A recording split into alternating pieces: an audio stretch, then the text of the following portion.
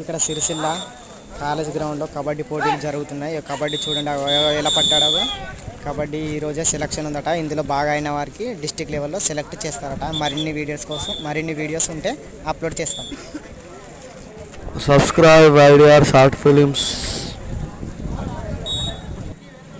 చెప్పి వాళ్ళు మ్యాచ్ అయిపోయింది.